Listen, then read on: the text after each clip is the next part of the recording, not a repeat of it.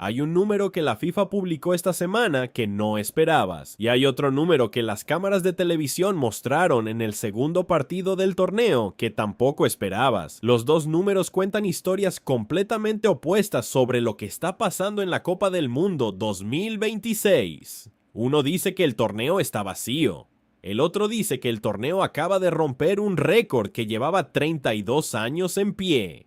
Te acordarás de que el segundo partido de este mundial, Corea del Sur contra República Checa, en el estadio Akron de Guadalajara, terminó con la asistencia oficial de 44.985 personas, pero con secciones VIP claramente vacías que las cámaras no pudieron ocultar y que dieron la vuelta al mundo con el titular de que la FIFA había sufrido una humillación inmediata. Ese fue el día 2. Hoy, día 7 del torneo, la FIFA publicó un número distinto, un número que cambia toda la conversación y que tiene que ver con tres de los jugadores más grandes del planeta haciendo historia el mismo día. Entonces, la pregunta que da título a este video es real y la voy a responder con datos. ¿De verdad fracasó la FIFA? ¿De verdad se acabó la emoción de los aficionados? ¿O hay algo que no nos estaban contando? Quédate hasta el final, porque la respuesta es más interesante de lo que el título sugiere. Antes de entrar de lleno, suscríbete al canal porque aquí vas a saber todo sobre la Copa del Mundo y no te vas a perder nada. Vamos a seguir cada partido, cada jugador y cada noticia hasta el 19 de julio. Así que dale al botón y activa la campanita para no quedarte fuera de la conversación. Antes de llegar al número que lo cambia todo, hay dos temas del día que conectan con lo que más debate genera en este canal. El primero, los precios. Esta misma semana, mientras la FIFA celebraba sus cifras de asistencia, los grupos de aficionados europeos seguían recordando que un torcedor francés del grupo Irresistibles francés tiene que pagar entre 190 y 600 euros por un partido de la fase de grupos, entre 580 y 1200 euros por un partido de cuartos de final y entre 3600 y 7400 euros por la final. Esos números, convertidos a pesos mexicanos, siguen siendo absolutamente inaccesibles para el aficionado promedio de cualquier país de Latinoamérica. Así que cuando la FIFA celebra que sus estadios están llenos, vale la pena preguntarse ¿llenos de quién? ¿Llenos del aficionado que pagó 3 salarios mínimos por una entrada? ¿O llenos de quien puede pagar esos precios sin que le afecte el bolsillo? Esa pregunta no desaparece con ningún récord de asistencia, porque un estadio lleno puede significar dos cosas muy distintas. Puede significar que el aficionado de verdad llegó, o puede significar que el boleto terminó en manos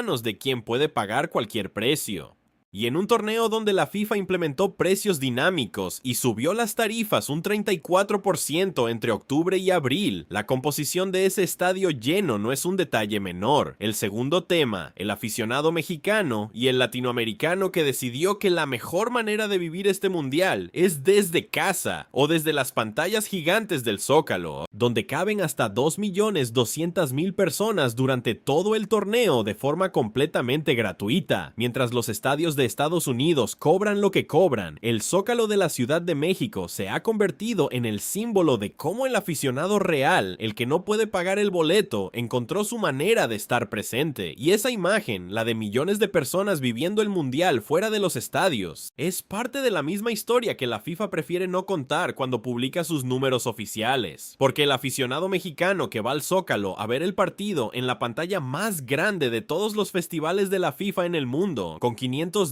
metros cuadrados, también está viviendo el mundial con la misma intensidad que quien pagó por entrar al estadio. Su emoción no aparece en el conteo del millón de torcedores, pero existe. Y es enorme. La emoción del aficionado latinoamericano por este mundial no se mide en boletos vendidos, se mide en plazas llenas, en bares llenos, en salas llenas. Eso no entra en las estadísticas de la FIFA, pero es la prueba más clara de que el título de este video, esa idea de que se acabó la emoción, no es verdad para el aficionado de a pie. Ahora sí, vamos al número que lo cambia todo. El martes 16 de junio, sexto día de competencia. 4 partidos del Mundial disputados en Estados Unidos reunieron a 281.223 espectadores en los estadios. Esa cifra estableció un nuevo récord histórico de público en un solo día en la historia de las Copas del Mundo. La marca anterior, de 277.070 espectadores, pertenecía a la Copa del Mundo de 1994, también disputada en suelo estadounidense. Ese récord parecía imbatible. Llevaba 32 años en pie, y la Copa del Mundo 2026 lo superó por más de 4.000 personas en un solo día. El partido de mayor público fue precisamente la victoria de Francia sobre Senegal, con 80.545 torcedores presentes en el MetLife Stadium. Para dimensionar lo que significa ese número, ese solo partido tuvo casi el doble de público que el Corea del Sur contra República Checa de Guadalajara, que dio la vuelta al mundo por sus asientos vacíos. La diferencia entre un partido y otro no es la emoción de los aficionados, es quién juega, dónde se juega y cuánto cuesta el boleto. Y un día después, la FIFA anunció otro hito. La Copa del Mundo 2026 superó la marca de 1 millón de torcedores en los estadios, después de apenas 16 partidos de los 104 programados. 1 millón de personas en menos de una semana. La media de público es de aproximadamente 62.500 espectadores por partido. Gianni Infantino lo celebró en su Instagram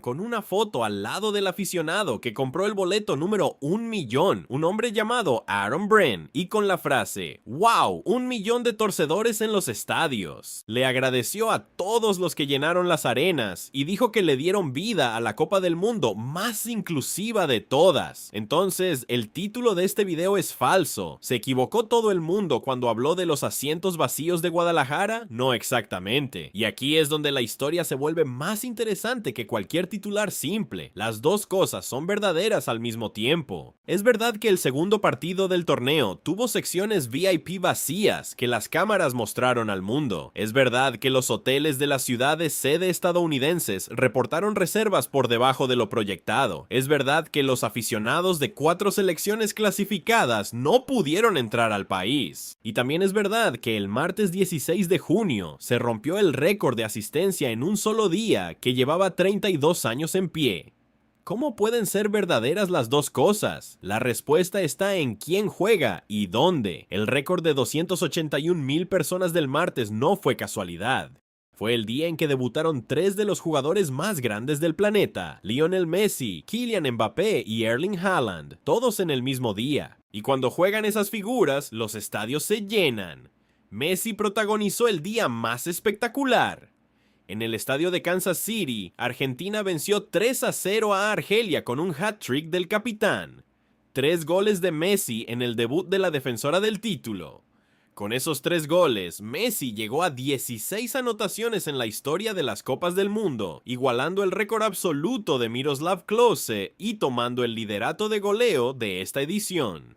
Pero hay más. Messi se convirtió en el jugador más veterano en marcar un hat-trick en la historia de los mundiales, con 38 años y 357 días, superando un récord que pertenecía a Cristiano Ronaldo, y se convirtió en el primer jugador en la historia en marcar contra 11 selecciones diferentes en Copas del Mundo, 20 años después de su primer gol mundialista, que marcó en 2006 contra Serbia y Montenegro, siendo apenas un adolescente. Messi sigue escribiendo récords que nadie había tocado, y lo dijo él mismo después del partido. Fue un momento lindo. La aparición de Messi contra Argelia fue además su partido número 200 con la selección argentina, una cifra que en la historia del fútbol internacional solo superan Cristiano Ronaldo y el kuwaití Bader Al-Mutawa a los 38 años, en la que con toda probabilidad es su última Copa del Mundo. Messi llegó al debut con un hat-trick que fue, según los analistas, la mejor estrella mundialista de toda su carrera. En sus participaciones anteriores nunca había marcado 3 goles en un mismo partido del torneo. Lo hizo ahora en el ocaso, en el país donde vive y juega con el Inter Miami, ante una afición que en Kansas City vive lo que llaman la Messi manía, desde que el albiceleste llegó a montar su base de concentración. El mismo día, Kylian Mbappé hizo lo que analizamos en el video anterior: doblete contra Senegal, 14 goles mundialistas, máximo goleador histórico de Francia con 58. Y Erling Haaland, el delantero noruego del Manchester City, debutó por primera vez en una Copa del Mundo.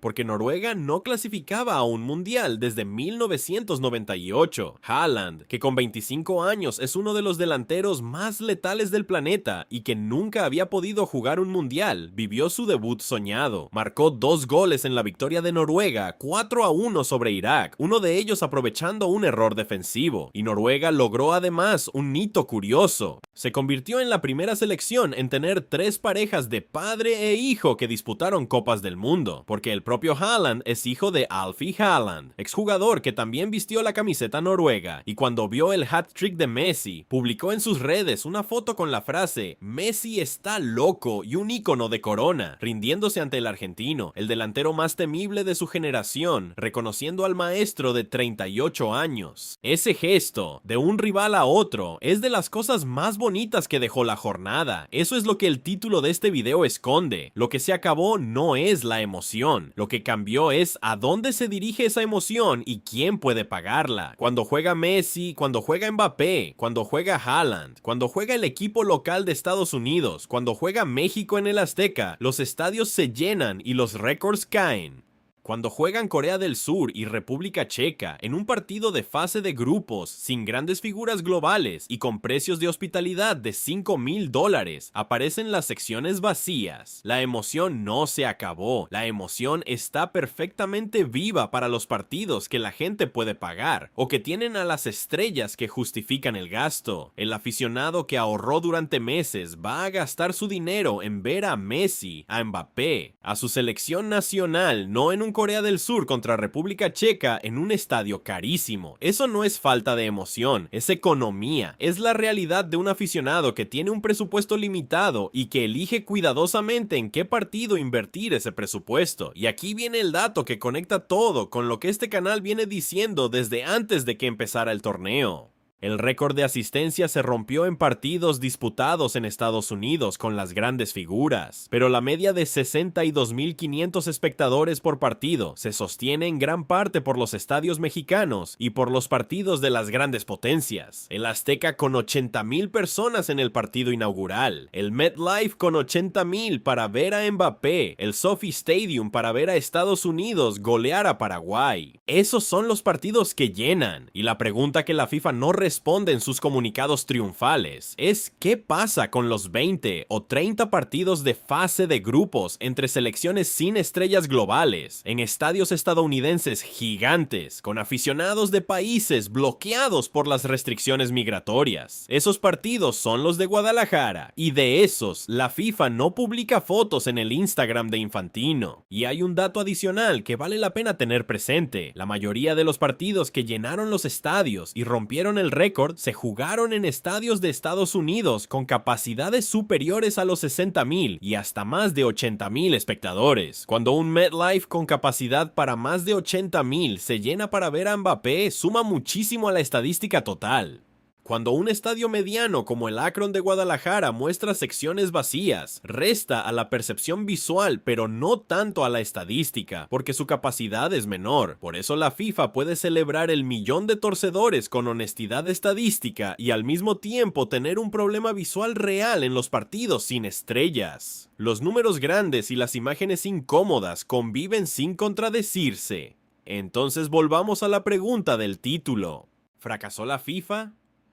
¿Se acabó la emoción? La respuesta honesta, la que los datos sostienen, es que no fracasó en términos de asistencia total. 1,000,000 de personas en 6 días es un número real y enorme. El récord de un solo día es real. La emoción por ver a Messi, a Mbappé y a Haaland es absolutamente real. Pero el torneo sí tiene un problema de desigualdad, que es igual de real. Los estadios se llenan para las estrellas y para los locales, y se vacían para los partidos que no tienen ese atractivo o cuyos aficionados no pudieron entrar al país. La FIFA celebra el 1,000,000 de torcedores y al mismo tiempo evita hablar de los asientos vacíos de Guadalajara. Las dos cosas son ciertas, y un canal honesto sobre fútbol tiene que contar las dos, no solo la que conviene al título ni solo la que conviene a la FIFA. Lo que es innegable es que el fútbol, cuando aparece en su máxima expresión, sigue siendo la cosa más poderosa del planeta para llenar un estadio. Eso no es una FIFA fracasada, eso es el fútbol fútbol haciendo lo que siempre hace cuando se le permite ser el protagonista, convocar a la gente. Messi a los 38 años igualando el récord de goles de toda la historia de las copas. Mbappé a los 27 superando a Pelé y a Messi en esa misma tabla.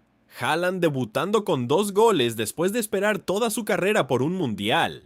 3 generaciones de cracks el mismo día, llenando estadios y rompiendo récords de hace 3 décadas. El problema, el único problema, es que la FIFA construyó un modelo donde ese poder de convocatoria solo se activa plenamente para algunos partidos, algunos jugadores y algunos aficionados, mientras deja afuera a millones que aman el fútbol tanto o más que quienes sí pudieron entrar. Y ahora las preguntas para los comentarios, porque este tema genera debate de verdad. La primera, viendo que la Copa rompió el récord de asistencia de un solo día con Messi, Mbappé y Haaland en el campo, ¿crees que la FIFA tiene razón cuando celebra que el torneo es un éxito de público? ¿O crees que ese éxito esconde el problema de los partidos con estadios vacíos? La segunda, ¿tú estás viviendo este mundial desde el estadio, desde casa o desde una pantalla gigante como las del Zócalo? Quiero saber cómo lo estás viendo de verdad. Y la de siempre, con Messi igualando a Klose, con Mbappé a 2 goles del récord y con todas las estrellas debutando, ¿quién es para ti el favorito real de esta Copa del Mundo? Déjame todo en los comentarios, los leo todos. Seguimos aquí hasta el 19 de julio.